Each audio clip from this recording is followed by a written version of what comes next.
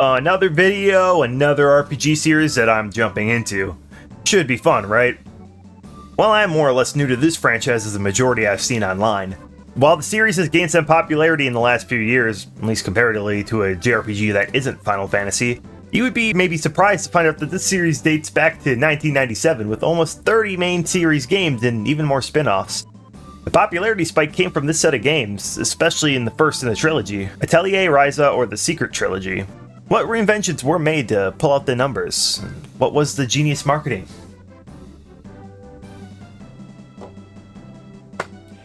It was horny. The horny, thick thighs, all that stuff helped quite a bit.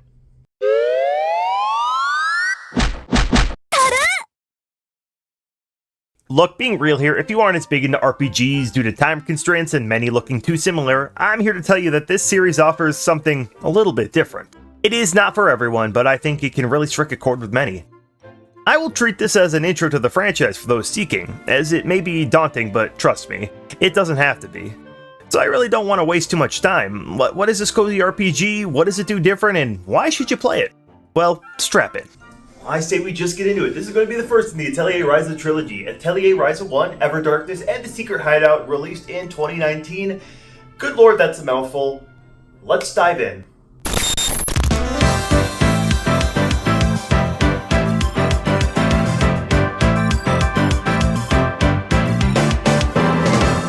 So here is the chopped rundown you need to know for my video. The Atelier series is a long-running JRPG series that has a few core elements. The first one is the plot and mechanics revolving around alchemy, making things via alchemic doodads and thingamabobs in an atelier, or more aptly put, a workshop or base for our protagonist.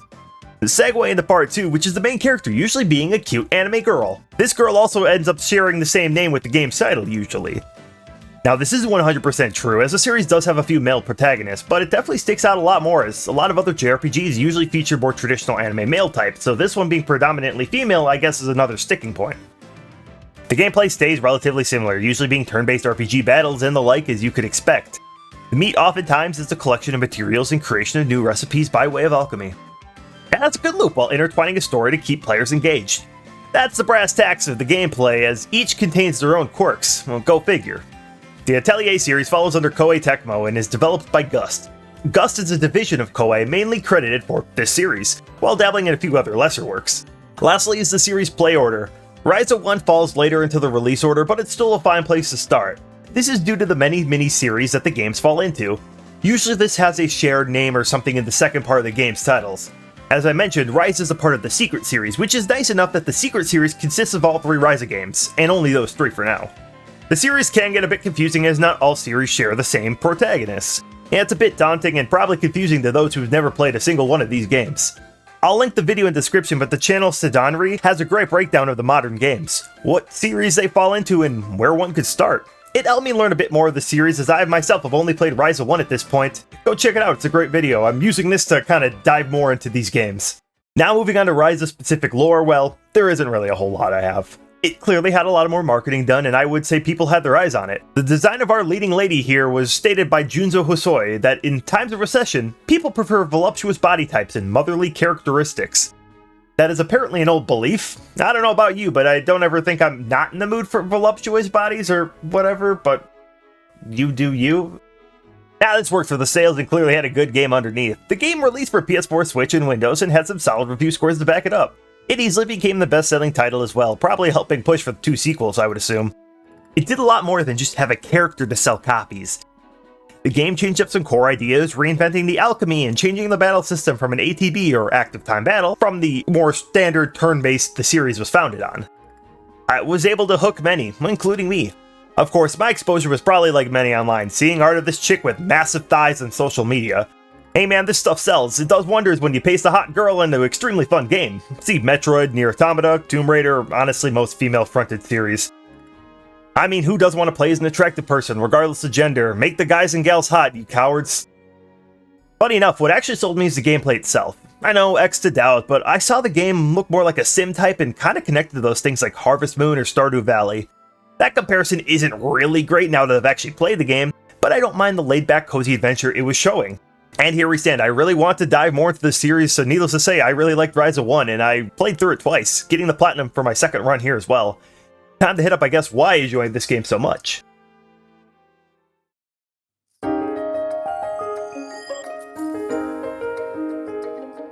This game introduces us to our protagonist right away, Ryza Stout, or Ryza for short. She is an ordinary girl, daughter to a humble farmer on the small island of Kirkin. Kirkin Island seems to be your typical fantasy boonies type place. Most people run simple lives and continue to keep that consistency and repetition. Ryza unfortunately is the outcast here, and she wants to do anything but the ordinary. Simply put, she wants an adventure. This type of fantasizing comes at the cost of snides from the other islanders. She doesn't care, however, and coerces her two childhood friends of Lent and Tao into her shenanigans. Lent is a large, well-built swordsman in type training, and Tao is a frickin' nerd. These three have all different goals in life, the two not as gung-ho as Ryza is, but still follow along to her whims. These three head out to the mainland, explore for new land, and immediately running into trouble. A girl of similar age is actually getting attacked by some monsters, and the three try to rescue her. It doesn't take long for the group of four to get in over their heads.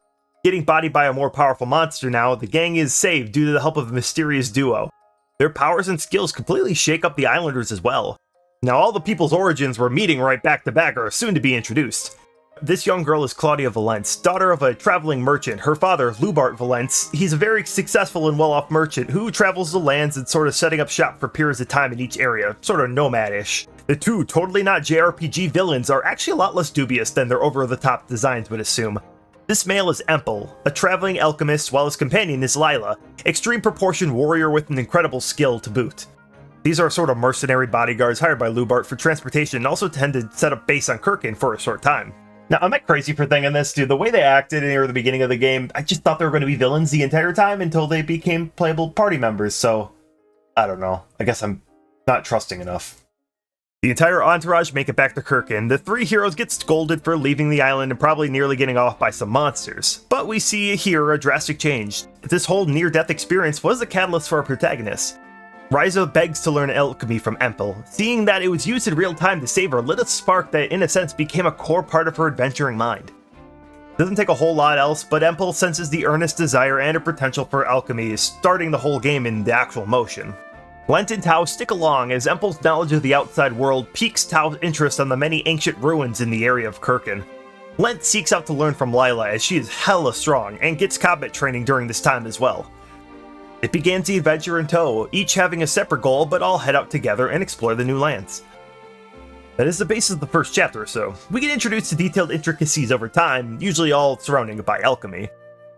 The game itself has story points, boss fights, and new levels to traverse. In between that can be large points of collection. Ryza's starting out with a staff. You can pick up many objects and smack things for different items. All items can be used for alchemy and have associated elements. You collect and explore the lands, usually calling it quits when your basket is full of items. You use these for the alchemy portion. This is a vital piece of the overall puzzle, and if I'm being blunt, very daunting for a new player. From what I understand, Ryza has one of the better streamlined alchemy mechanics, but I'm here to tell you that it is all okay. The whole system is drug out over the course of many hours. You are more or less railroaded in the path initially for alchemy, and the game becomes more free as we continue to explore into the game. This nice natural ease into the whole process that gets rather complex. My advice is to not get immediately overwhelmed as I did, but we gotta go into it, so here we go. As I mentioned with the items, they have an associated element of fire, wind, lightning, or water. Along with this, there are types of items. Making an item tells you what you need. Sometimes this can be rather vague, but also extremely specific in creation. Going off some early stuff, making an item may require a wind elemental plant. All you gotta do is pick a plant from your choice with that little green circle. Sometimes the item can have more than one trait to them. For example, wood and bark is oftentimes used for the lumber category or wood category, but it can also be used for the fuel category in alchemy. This system naturally filters those items for you, making this not too much of a headache. To make an item, the certain amount of items needs to go into the tree before it can be processed. The higher Ryza's level, the more quantity of items you're allowed to dump into the soup. This is base stuff where you create consumables, weapons, armor, key items, and even more alchemic materials. It is a lot. I hope my explanation paired with the footage shows a bit of what I mean. The game is nice and forgiving with messing around, and the plug-and-play sort of interface we get makes the whole process that much more digestible. It could easily be a clusterfuck if you had to just throw the items into a pot and, well, hope for success. Alchemy is going to be a key to success to learn regardless because it gets you good gear and items for battle. Yeah, of course, this slice of life simulator does have battles, just an FYI. Now this is one of the more easier to understand concepts. At base, it's a basic ATB battle system. 3 characters on the field. The left side is your progress bar, both for your side and the enemies. The discs move down as a nice visual on where the whole team is at for the battle. The basic attacks build up AP, ability points used for your character skills. That isn't anything new, but we do have a tactics level to think about. Going from 1 to 5, tactics affect how many hits the basic attack does, how much AP is stored, and even later on with how much special skills you can be using, and the character's super moves. Battles do start a bit slow, building up AP usually, and then getting pretty fun and pretty fast. On the field, the classic hidden enemy for an advantage is here, but bypasses the first tactics level and gives you 10 AP right away from the fight. The consumables here are in the items, which can be used as magic items, healing, buffing, or debuffing. The group shares the points for this, known as core charges, but have many ways to continuously restore the charge, usually at the cost of expanding an item until returning to base. Think of it, I guess, as just a shared MP bar. Overall, this is tied a lot with alchemy, so it gets more complex depending on how deep you go into the mixing side. Battling on its own is not super deep nor difficult. The battles are rather quick too, making it nice as they clearly are more of a backseat for the majority of the game, especially in regards to collecting. If you really are not super big on the alchemy side, you can keep playing the game until you get bodied by a boss, then go back to the alchemy and start just synthesizing until you get gear that can actually sweep the boss, so it's maybe not too bad. People familiar will know that I skipped over a lot of mechanics, but in a chronological sense, that is a drip feed to the player that gives you structure. The structure is a lot. For me, tying in this game with the beginning chapter made this a tad rough for me. The intro is very stretched out. A lot of having Ryza go from point A to B and cutscene after cutscene. The collage of many systems introduced in the duller beginning honestly put me off on my first attempt. I put the game down and just wasn't really feeling it. I felt the game wasn't for me and put it down for a few years. I did want a second attempt. I thought my headspace was a bit better to ingest all the points headed my way, and I tried it and I loved it. I bring all this up because I think it's a game that is worth sticking through. This became a game I really enjoyed, I just had to get through the initial push. Reviews stated this as well, and yeah, compared to other JRPGs, this is a relax to the max. Still has its moments though.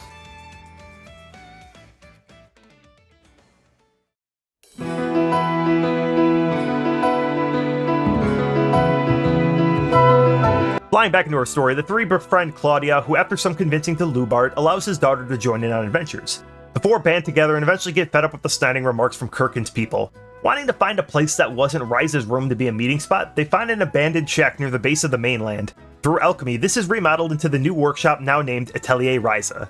Relocating here as a new base, the group continues to expand their skills with help from Empel and Lila. It is that slow burn where we get to see a lot more side quests where Ryza can make items for the townspeople in need. The story beat involved making fish bait so the fishermen can overcome their diminishing return of fish. It helped slowly warm the people of Kirkin up to the idea of alchemy. Where once was skepticism and jokes, shows Ryza as competent hero to the people, solving all kinds of different issues. We have problems though. Resident douchebag Bose Brunnin takes issue, however. Bose is an estranged childhood friend of the 3 natives, and a stuck-up son of the wealthy Moritz Brunnin. Due to the island's geography, the Brunnin family holds the source of all water at the top of the island's hills. Being the one source of clean water, this more or less gave political and financial power to the Brunnin family. They end up as unofficial mayor, moonlighting as law enforcement, and a judicial system. Totally fair, I mean, I guess I don't see any single issue with this. Never would be abusing their power. It comes to a clash with both sides when Bose attempts to sabotage Ryza and the crew, trying to discredit alchemy and all that stuff. This is a back and forth that seems rather childish at a first glance. The character depth is a bit more complex than that with Bose, facing a lot more internal strife and undergoes one of the more significant changes in the entire game. Bose is being burdened with the important name of the Brunnin family. He felt that he had to strive up to that potential. Of course, he's quite the embodiment of a silver spoon situation, having no real struggles on the island. The conflict comes in the fact that Bose wants to prove himself that he has the ability to bear the name and be a leader. This develops throughout the story, and I was surprised at the overall growth. I am moving a bit ahead from the story, so I will leave the Bose talk for the time being. The game does hit up some surprising character depth for me and the team. With the starting cast, they all have their own struggles or dealing with general life. The cast is in that late teen, early adulthood stages where you need to think about your future. In present day, many of us have this issue when we look at full-time jobs or college when we're ending our school career and getting ready to graduate. For Ryza, there is a clear disinterest in taking after her father's farm.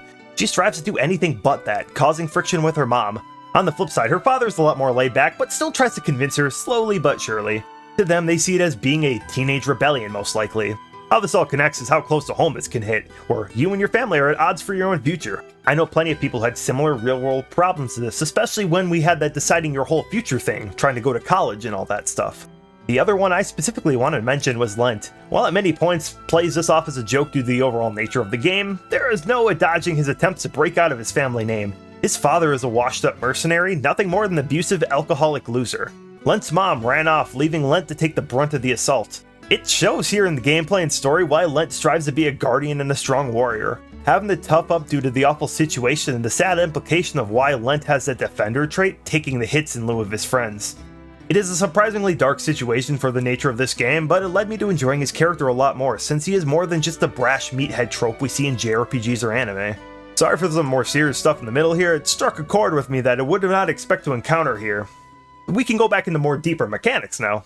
The game, as mentioned, does have an excellent job with integrating more and more to the system while it never hits all at once. I skipped over collecting, but it gets much more engaging as well. In addition to Ryza's rod, we also craft a scythe, fishing rod, axe, hammer, bug catching net, and then some. Obviously, this can be used to collect more items from previously inaccessible sources. Let's go into an example. From a tree, you could smack it with the staff to gain fruit, axe to get logs, scythe for vines, shrubbery, and the bark, and net for insects. It's a crazy high amount of gathering that you can do over time.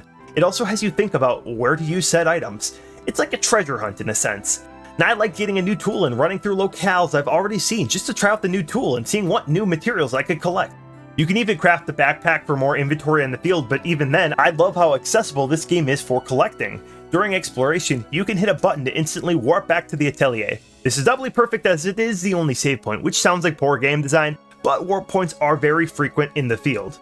As I said, this game is not overly challenging in that regard. You don't get dungeons of mad endurance, and the freedom to go back and forth is very nice and forgiving.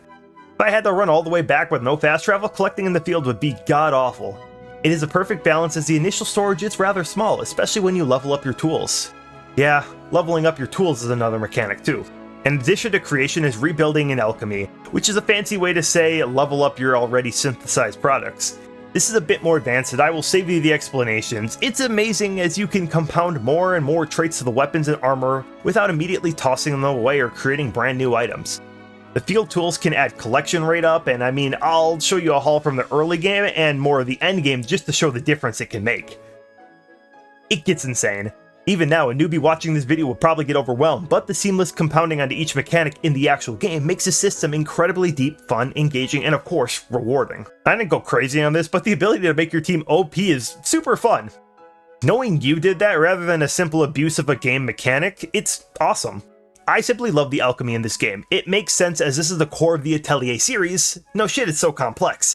You can dick around it for hours of zero game progression, just material hunting, and I'm all for that. All of this combined together shows that it's very good level design. You make a level and you still have reason to go back and traverse the same levels over and over again. Using the tools, and when you level up the tools, finding new stuff. It's all great and doesn't have to have that many levels, it has you just repeat levels and finding new paths. This game can be streamlined if you so please. The base story is not incredibly long. Going for the Platinum Trophy, I had to overhaul everything. Some of those post-game bosses got pretty rough if your gear isn't up to snuff. I will be done with the gameplay mechanics here though. I'm not trying to go so deep that I turn everyone away from this series. Wait, babe, don't go. I'm just trying to explain the Atelier lore to you, please!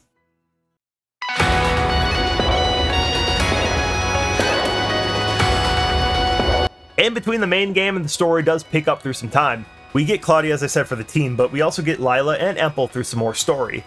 Speeding through parts of the story, presence of these monsters known as Feluska are becoming more frequent. They are the desired target for Empel and Lila, and the real reason they travel around the world. They spawn from a land known to them as the Underworld. This is where Lila's people originate from, a race called the Orin.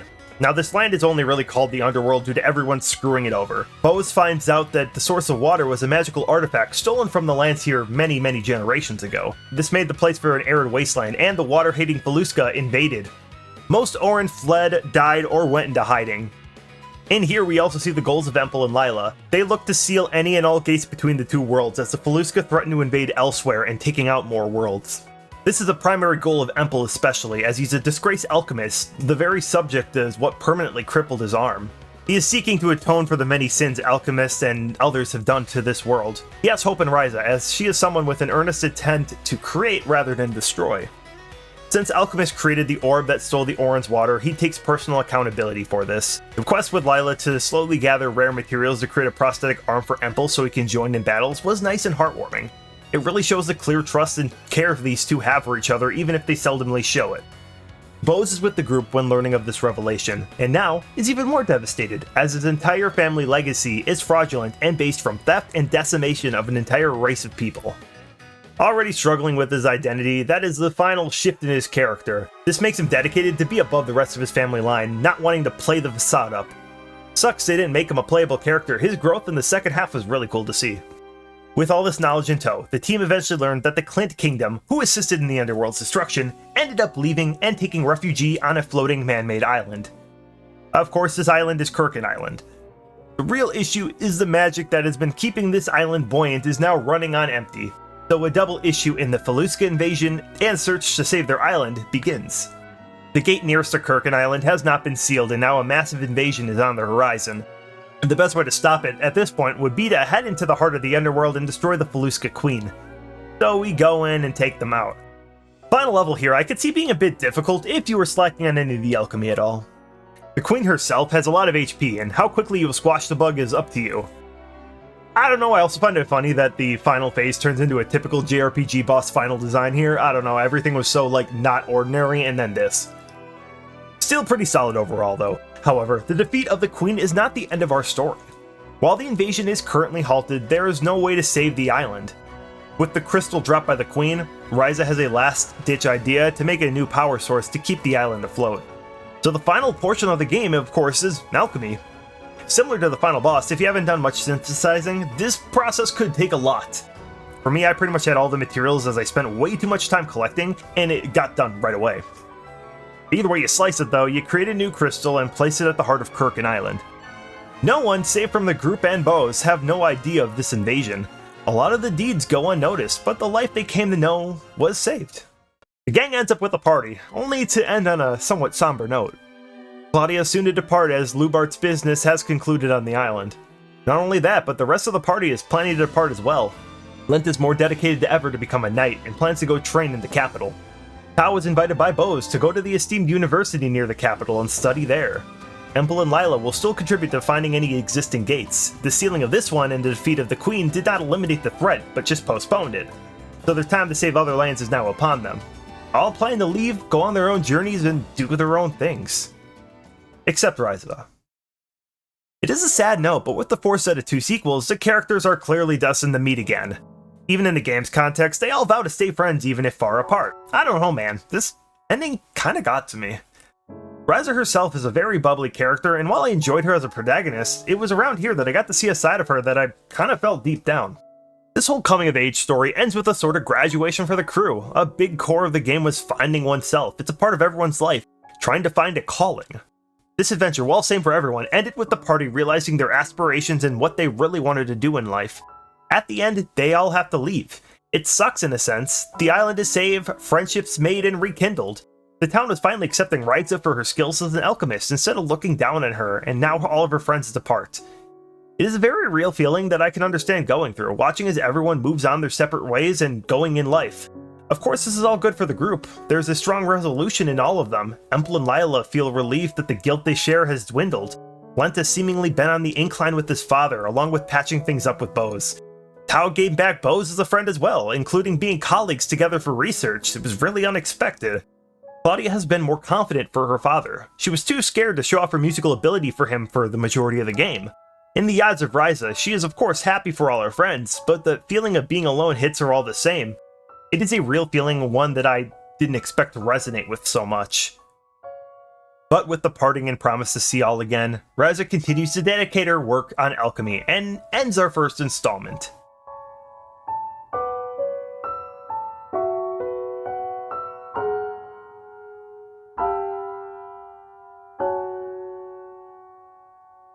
いつでもどうぞ。ここはライザのアトリエ。私たちみんなの秘密の隠れ家なんだから。